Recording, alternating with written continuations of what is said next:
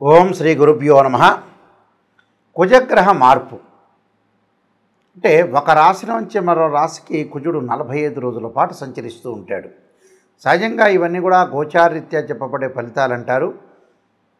ఇక్కడ కుజగ్రహ మార్పు అనేది ఏ విధంగా ఉండబోతుంది ద్వాదశ రాశుల్లో తెలుసుకునే ముందు కుజుడు ఏ రోజున మారుతున్నాడో మనం తెలుసుకోవాలి. ముఖ్యంగా కుజగ్రహం వచ్చేటప్పుడు సెప్టెంబర్ 13వ తారీఖున రాత్రి 9:23 కన్యారాశి నుంచి తులారాశిలోకి సంచారం చేస్తారు.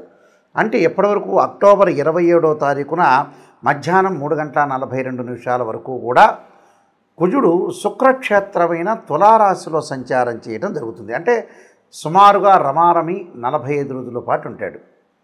అంగారగ్రహం యొక్క కారకత్వాలు మనం తెలుసుకోవాలిగా ముందు. ఇవన్నీ కూడా గోచారరీత్యా చెప్పబడే ఫలితాలు. This is the transit system అంటారు.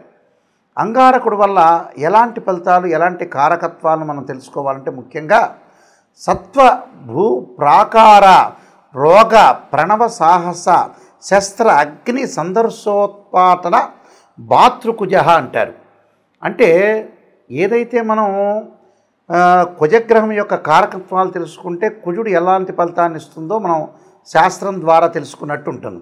అంటే భూ సంబంధమైన వ్యవహారాలు, అలానే కోర్టు, రియల్ ఎస్టేటు, అన్నదమ్ముల మధ్యలో సమస్యలు, కోర్టు, రక్షణ శాఖ, న్యాయవాదులు, జడ్జీలు, అలానే శారీరక సంబంధాలు, కెమికల్ కంపెనీసు, అలానే మార్కెటింగు, భూమి, ఇండ్ల నిర్మాణము, న్యాయ వ్యవస్థ, రక్షణ భటులు, అలానే మేస్త్రీ పనులు, యంత్ర సామర్థ్యము, యంత్ర సంబంధమైన విషయాల్లో కానీ మెకానికలు, రోగాలు, శస్త్రచికిత్సలు, అగ్ని భయాలు, ఇవన్నీ కూడా తెలిపేది ఏంటంటే అంగారగ్రహం.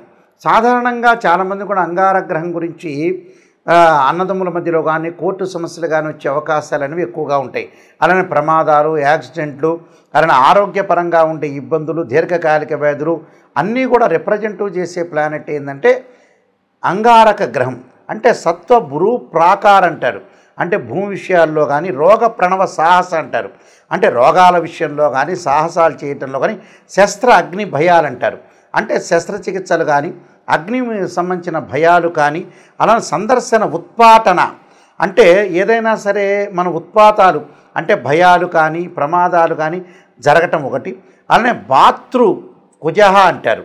అంటే భాతృక కుజహ అంటే ఏంటంటే అన్నదమ్ముల మధ్యలో గొడవలు కానీ కోర్టు సమస్యలు కానీ ఇవన్నీ కూడా రాకుండా ఉండటానికి రావటానికి కూడా మంచి స్థానంలో ఉంటేనేమో రాదు, చెడ్డ స్థానంలో కుజుడు అశుభ స్థానంలో ఉంటే కుజుడి యొక్క దోషం అనేది బాగా ఏర్పడుతుంది అని అర్థం. అలానే ఇవన్నీ కూడా జన్మజాతకాన్ని బట్టి అనుసరించేవి కావు. జన్మజాతకం వేరు, గోచారం వేరు. గోచారం ఎప్పుడు కూడా 20% అనేది ఉంటుంది. అలానే బర్త్ చార్ట్ అనేది 80% ఉంటుంది. ఎందుకు గోచారం గురువుగారు చూస్తున్నారంటే ఎంతో కొంత మన అదృష్టం అనేది కొంత ఆవగించంతన్నా ఉండాలి కదా అనే విషయంలో గోచారం కూడా ఒక్కొక్కప్పుడు సపోర్ట్ చేస్తుంది. కాబట్టి ప్రతి వాళ్ళు కూడా గోచారరీత్యా ఫలితాలని చెప్పే అవకాశం ఇది ఒకటి ఉంటుంది. కాబట్టి కుజుడు తమ రాశి నుంచి 3, 6, 11 స్థానాల్లో సుఫలితాన్ని ఇచ్చే అవకాశం అనేది ఒకటి ఉంటుంది. కాబట్టి కుజుడు యొక్క ప్రభావం అనేది ద్వాదశ రాశుల మీద ఏ విధంగా ఉందో ఒక్కసారి మనం పరిశీలన చేద్దాం. ద్వాదశ రాశుల్లో 6వ రాశి కన్యారాశి. కన్యారాశి వాళ్ళకి తృతీయాధిపతి అయిన కుజుడు, అష్టమాధిపతి అయిన కుజుడు ద్వితీయ స్థానంలో ఉండటం వల్ల ఎలాంటి ఫలితాలు జరగబోతున్నాయి అంటే ద్వితీయ స్థానంలో ఉంటే ఎలాంటి ఫలితాలు జరుగుతున్నాయో ఒక్కసారి మనం చూద్దాం. ఏ విధంగా జరగబోతుంది అంటే అసత్వం సతతం క్లేశం సర్వకార్య వినాశనం అంటారు. అంటే మనం ఏదైతే చేసే పనులలో వృత్తి వ్యాపార రంగంలో కలిసి రాకపోవటం, మనోవేదన పాలయ్యే అవకాశాలు ఉంటాయని అర్థం. అంగారకుడు వల్లనే కేవలం. అంటే అంగారకుడు అంటే మంగళవారం రోజున చేసే పనుల విషయంలో కొంత జాగ్రత్త ఉండాలి. దుర్మార్గులతో ఇబ్బందులు అంటే సదా దుర్జన సంపర్క అంటారు. అంటే సదా దుర్జన సంపర్క అంటే ఏమిటి అని అంటే దుర్మార్గులతోటి ఇబ్బందులు కలిగే అవకాశాలు ఎక్కువ ఉంటాయి. మనః క్లేశం జరిగే అవకాశాలు ఉంటాయి. అంటే భీతి సాధ్యంగానే కుజే అంటారు. అంటే భీతి కలుగుతుందట. అంటే భీతి కలగటం అంటే ఏంటంటే కొంతమంది సజ్జనులతోటి భీతి కలిగే అవకాశాలు ఉంటాయి. మనఃక్లేశము అంటే ఏంటంటే కార్య ఆటంకాలు కలిగే అవకాశాలు ఉంటాయి. ధన ఆటంకాలు కలిగే అవకాశాలు ఎక్కువగా ఉంటాయి. అంటే గొంతు సంబంధించిన వ్యాధులు కానీ, రుచించని పదార్థాలు కానీ, అలానే కుటుంబాల అన్నదమ్ముల మూలకంగా కూడా అవస్థలు పెరిగే అవకాశాలు ఉంటాయి. అంటే అన్నదమ్ముల మధ్యలో కూడా కొంత డిస్ప్యూట్స్ జరిగే అవకాశాలు ఎక్కువ ఉంటాయి. అంటే కోర్టు సమస్యలు అనుకోవచ్చు, లేదా ఆడవాళ్ళ వల్ల ప్రాబ్లమ్స్ వచ్చే అవకాశాలు ఉండొచ్చు, నేత్ర సంబంధమైన రోగాలు కానీ, అలానే చూడని దృశ్యాలు చూడటం కానీ, వినరాని మాటలు వినే అవకాశాలు కూడా ఎక్కువగా ఉంటాయి. అంటే ఏదైతే అసత్వం సతతం క్లేశం అన్నారు, అంటే సర్వకార్య వినాశనం అన్నారు. సర్వకార్య వినాశనం అంటే మనం ఏదైతే కార్యక్రమాన్ని తలపెడతామో ఆ ప్రోగ్రాం అనేది కరెక్ట్గా జరగదు, పనులలో లేటు జరిగే అవకాశాలు బాగా ఎక్కువ ఉంటాయి, దగ్గరికి వచ్చినట్టు వచ్చి పనులు వెనక్కి వెళ్ళిపోతుంటుంది. సదా దుర్జన అన్నారు, అంటే ఏదైతే దుర్జనులతోటి మన సహవాసం అనేది మంచిది కాదు, వాళ్ళతోటి సంపర్కం చేస్తాం, సంపర్కం చేయటం వల్ల కూడా మనకి ఏదో రకమైన ప్రాబ్లమాటిక్స్ వచ్చే అవకాశాలు ఎక్కువ ఉంటాయి. కాబట్టి బంధుమిత్రులతోటి విరోధ భావాలు జరగకుండా ప్రతి వాళ్ళ భీతి కలిగే అవకాశం ఉంటుంది. ఇక్కడ ఏంటంటే భీతి కలగకుండా చూసుకోవాలి. అంటే భీతి అంటే ఏంటంటే భయం కలగకుండా చూసుకోవాలి. అలానే వినరాని మాటలు వింటాం మనం, అనవసరమైన మాటలు వినకూడదు.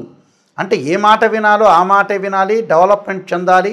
మనం చాలా జాగ్రత్తగా గొంతు సంబంధమైన వ్యాధులు అంటే కొండనాలికున్న చెవి, ముక్కు, గొంతు, నిమోనియా సంబంధించిన విషయాల్లో కానీ రుచించని పదార్థాలు భుజించడం కూడదు. ఏదైతే మనం రుచించని పదార్థాలు ఉంటాయో ఆ పదార్థాల విషయంలో జాగ్రత్త ఉండాలి. కుటుంబంలో అన్నదమ్ముల మూలకంగా కూడా మిగతా ప్రాబ్లమ్స్ రావటం జరిగే అవకాశాలు ఉంటాయి. అంటే ఏదైతే బ్రదర్స్ అండ్ సిస్టర్స్ ఉంటారో, లేకపోతే కజిన్స్ ఉంటారో, లేదా కో బ్రదర్స్ ఉండొచ్చు, రకరకాల వాళ్ళ వల్ల కూడా కొన్ని ఇబ్బందులు రాకుండా చూసుకోవాలి. నేత్ర సంబంధమైన వ్యాధులు, ఐ ప్రాబ్లమ్స్ అంటే శుక్లాలు ఉండొచ్చు, అలానే గ్లకోమా ఉండొచ్చు, కంటికి సంబంధించిన ప్రాబ్లమ్స్ రాకుండా చూసుకోవటం చాలా మంచిది. చూడరాని దృశ్యాలు కూడా మనం చూచటం వల్ల కూడా మనకు మానసికంగా ఆందోళన కలిగే అవకాశాలు ఖచ్చితంగా ఉంటాయి. కాబట్టి ఏదైతే కుజుడు ద్వితీయ స్థానంలో ఉండటం వల్ల కొద్దిగా మనం జాగ్రత్తగా ఉండి ముందుకెళ్ళటం అనేది చాలా ఇంపార్టెంట్. లేకపోతే ఏంటంటే ఇబ్బందికరమైన వాతావరణాలు వచ్చే అవకాశాలు ఎక్కువ ఉంటాయి. కాబట్టి ఎలాంటి గొడవలు కానీ ఎలాంటి డిస్ప్యూట్స్ కానీ వెళ్లకుండా కొద్దిగా జాగ్రత్తగా ఉండి ముందుకెళ్ళటం అనేది చాలా ఇంపార్టెంట్. నేను కొన్ని పరిహారాలు చెప్పబోతున్నా, ఆ పరిహారాలను మీరు చదవండి. ఆ పరిహారాల వల్ల కూడా మీకు మంచి జరిగే అవకాశం అనేది ఖచ్చితంగా ఉంటుంది. ఇక్కడ కుజుడు శుక్రుడికి సముడవుతాడు. శుక్రుడు కూడా కుజుడికి సమత్వం అనేది ఒకటి ఉంది. అక్కడ ఎవరికైతే మనకి కుజుడు ప్రభావం వల్ల ప్రమాదాలు జరుగుతున్న వ్యక్తులు కానీ, ఆరోగ్యపరంగా ఇబ్బందులు కానీ, భూ వివాదాలు కానీ ఉన్న వ్యక్తులు ఎలాంటి మంత్రాలను చదవాలి? నిజంగా చెప్పాలంటే ఆరోగ్యపరంగా ఇబ్బందులు కలుగుతున్నాయి, దీర్ఘకాలిక వ్యాధులు ఉన్న వ్యక్తులందరూ కూడా ఇబ్బంది పడుతున్నారు. వాళ్ళకు ఆరోగ్యపరంగా ఇబ్బందులు కలుగుతున్న వ్యక్తులు ఎలాంటి మంత్రాన్ని చదవాలంటే శరీరే జర్జరీభూతే వ్యాధిగ్రస్తే కళేబరి ఔషధం జాహ్నవీతోయం వైద్యో నారాయణ హరి అనే మంత్రాన్ని చక్కగా చదువుకోండి. అంటే మంగళవారం పూట కుజహోర అనేది ఉంటుంది. ఆ కుజహోరలో ప్రాతకాలంలో ఆ మంత్రాన్ని చదవటం వల్ల దీర్ఘకాలిక వ్యాధులు ఉన్న వాళ్ళకు ఉపశమనం జరిగే అవకాశాలు ఎక్కువగా ఉంటాయి. అలానే గురువుగారండి, నాయకంటి గారు నాకు ప్రమాదాలు జరుగుతున్నాయండి అని చెప్పేవాళ్ళు తప్పకుండా అంగారకాయుధే శక్తి హస్తాయి ధీమే తన్నో భౌమ ప్రచోదయాత్ అనే అంగారక గాయత్రి మంత్రాన్ని మనం చదువుకోవటం వల్ల చాలా మంచి జరిగే అవకాశాలు ఉంటాయి. అది ఉదయం పూట కుదిరితే ఉదయం పూట చదవండి, లేకపోతే సాయంత్రం పూట అయినా చదువుకోవచ్చు, దాని తప్పేమీ లేదు. అలానే మాకు భూ వ్యవహారాలు ఉన్నాయి, భూమికి సంబంధించిన పంచాయతీలు ఉన్నాయి, అన్నదమ్ముల మధ్యలో గొడవలు జరుగుతున్నాయి అనే వ్యక్తులు తప్పకుండా వాళ్ళు చదవాల్సిన మంత్రం ఏంటంటే, వీలైతే తెలిసిన వాళ్ళు, వేదమంత్రం తెలిసిన వాళ్ళు తప్పకుండా భూసూక్త పారాయణం చేయటం కానీ, ఒకవేళ వేదమంత్రం మాకు తెలియదండి, మేము వేదం నేర్చుకోలేదు అని చెప్పిన వ్యక్తులు, అలాంటి వ్యక్తులు ఏం చేయాలంటే తత్పురుషా విద్యే మహాసేనాయుధీమే తన్నో షణ్ముఖ ప్రచోదయాత్ అనే మంత్రంతో పాటు నాగరాజాయుధే పృథ్వీధరాయుధీమే తన్నో సర్ప ప్రచోదయాత్ అనే మంత్రాన్ని, ఈ రెండు మంత్రాలు చదువుకోవాలి మంగళవారం పూట. చదువుకోవటం వల్ల కోర్టు సమస్యలు, అన్నదమ్ముల మధ్యలో గొడవలు, భూ వివాదాలు పరిష్కారం జరిగే అవకాశాలు ఖచ్చితంగా ఉంటాయి. అలానే కుజదోషం వల్ల వివాహం కాలేదనే వ్యక్తులు కూడా చాలామంది ఉంటారు. జన్మజాతకంలో 2, 4, 7, 8, 12 స్థానంలో కుజుడు ఉంటే కుజదోషం అని, 13 నక్షత్రాల కుజదోషం వర్తించదు. ఆ వర్తించని వాళ్ళు చదవక్కర్లేదు, వర్తించే వాళ్ళు ఉంటారు. కొన్ని రాసుల వాళ్ళకి కుజదోషం ఉంటుంది, కొన్ని రాసుల వాళ్ళకి కుజదోషం ఉండదు. కొన్ని లగ్నాల వాళ్ళ కుజదోషం ఎగ్జంప్షన్ ఉంటుంది, కొన్ని లగ్నాల వాళ్ళ ఎగ్జంప్షన్ ఉండదు. అలాంటి వ్యక్తులు ఏమి చదవాలి అనంటే అంగారకుడి యొక్క ఆరాధన చెయ్యాలి. ఎలాంటి ఆరాధన చేయాలి? మరి అంగారకుడు అంటే కందులు దానం చేయటం మంగళవారం, ఎర్రని వస్త్రము, ఎర్రని గొడుగులు, ఎర్రని చెప్పులు దానం చేయటంతో పాటు అంగారకుడి యొక్క అభిషేకాన్ని చేయాలి. అంగారకుడు అంటే మనకి శివాలయంలో నవగ్రహాలు ఉంటాయి. ఆ నవగ్రహాలు అంగారకుడు ఉంటాడు. పంచామృతంతో, పండరసంతో, చెరుకు రసంతో, దానితో పాటు ముఖ్యంగా మనం ఎలాంటి అభిషేకం చేయాలి అంటే అంగారక పాశుపతాస్త్ర రుద్రాభిషేకం అని ఒకటి ఉంటుంది 10 శివలింగాలకి. అలానే అంగారకుడు ఎప్పుడైనా సరే అభిషేకం చేసేటప్పుడు దానిమ్మ గింజల రసంతో అభిషేకం చేయటం వల్ల చాలా మంచి జరుగుతుంది. దానితో పాటు బ్రాహ్మణులు చేస్తూ ఉండగా మీరు ఎలాంటి మంత్రాన్ని ఉచ్చరించాలి అంటే ఖచ్చితంగా అంగారకాగ్ని శక్తి అస్తాయి ధీమే తన్నో భౌమ ప్రచోదయాత్ అనే మంత్రాన్ని, అలానే ధరణీగర్భ సంభూతం విద్యుత్కాంతి సమప్రభం కుమారశక్తి అస్తంచ మంగళం ప్రణమామ్యం అనే మంత్రాన్ని చదువుకుంటూ ఆ పురోహితుల ద్వారా మన అభిషేకం చేయటం వల్ల ఖచ్చితంగా కుజుడి యొక్క దోషం పోతుంది. అలాంటి జడ్జెస్ కానీ, న్యాయవాదులు కానీ, శస్త్రచికిత్సలు కానీ, మెడికల్ ల్యాబొరేటరీస్ వాళ్ళకు కానీ, మెడికల్ కంపెనీల వాళ్ళకు కానీ, డాక్టర్స్ కానీ ఎవరైనా సరే ఇలాంటి అంగారక పాశుపతాస్త్ర రుద్రాభిషేకము, అలానే అంగారక హోమం చేసుకోవటం కూడా చాలా మంచిది. అంగారక హోమానికంటే కూడా చాలామంది అంగారక పాశుపతాస్త్ర రుద్రాభిషేకంతో పాటు అంగారక పాశుపతాస్త్ర హోమం చేసుకుంటే బీజాక్షరాల సంపుటీకరణతోటి హోమం అనేది ఉంటుంది. అలాంటి హోమం చేసుకుంటే చాలా గుడ్ రిజల్ట్స్ వచ్చే అవకాశాలు ఖచ్చితంగా ఉంటాయి. అంటే ఇవన్నీ కూడా అంగారకుడు ఏదైతే మన జన్మజాతకంలో కానీ గోచారరీత్యా కానీ దోషం అనేది ఉంటుందో ఆ దోషానికి మనం ఎట్టి పరిస్థితుల్లో కూడా పరిహారం చేసుకోవాలంటే ఖచ్చితంగా అంగారకుడి యొక్క ఆరాధన చేసుకోవటం వంటి, వీలైతే శనివారం కానీ ఆదివారం కానీ 2 జంట సర్పాలను దానం చేయాలి. జంట సర్పాలు అంటే వెండితో చేసింది కానీ లేదా రాగితో కానీ చేసిన సర్పాలు ఏవైతే ఉంటాయో మనకు షాపులో దొరుకుతాయి. అలాంటి జంట సర్పాలని బ్రాహ్మణోత్తముల చేత పూజ చేసి ఒక బ్రాహ్మణ్ణి పిలిచి ఆయనకి వస్త్రదానము, గుడదానము, అలానే కందులు, దాంతోపాటు 2 జంట సర్పాన్ని, అలానే నెయ్యిని, ఆజ్యాన్ని దానం చేయటం వల్ల మనకి మంచి జరిగే అవకాశాలు ఎక్కువ ఉంటాయి. జీవితంలో కుజదోషం పోవడానికి మార్గం ఏమిటి అంటే ఇలాంటి వివాదాలు ఉన్న ఇళ్ళు కొనుగోలు చేయలేకపోతారు, ఇళ్ళు దగ్గరికి వచ్చేటట్టు వచ్చి లోన్లు రాలేకపోతుంటాయి, ఆ ఇంటి మీద ప్రమాదాలు, పొలాల యొక్క గొడవలు, పక్కింటి వాళ్ళతో ఎదుటి వాళ్ళతో గొడవలు, కాంపౌండ్ వాళ్ళ నుంచి గొడవలు, రియల్ ఎస్టేట్ రంగం సరిగా సాగని వాళ్ళు, కెమికల్ కంపెనీలు నడవని వాళ్ళు, ఇలాంటి వ్యక్తులను అగ్ని వల్ల భయం కలిగే వాళ్ళు, ఇలాంటివన్నీ శస్త్రచికిత్సలు చేసుకోలేని వాళ్ళు, ఆపరేషన్ నేను చేసుకోలేకపోతున్నాను భయం కలిగే వ్యక్తులు కూడా చాలామంది ఉంటారు.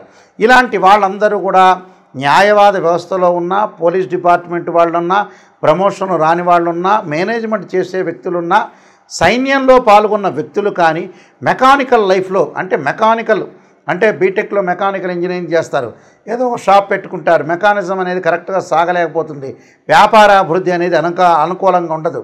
అలానే బాలారిష్ట గండదోషాలు, కుజుడితో ఏర్పడే బాలారిష్ట గండదోషాలు, అగ్ని భయాలు ఉన్నట్టుండి ఉలిక్కిపట్టడం, భయం కలిగే అవకాశాలు కొంతమందికి ఉంటాయి. కాబట్టి ఇలాంటి వాళ్ళందరూ కూడా నేను చెప్పిన పరిహారాలు చేస్తే మంచి రిజల్ట్స్ వచ్చే అవకాశం ఎక్కువ ఉంటుంది. కుజుడు గురించి మీరు భయపడాల్సిన పని లేదు.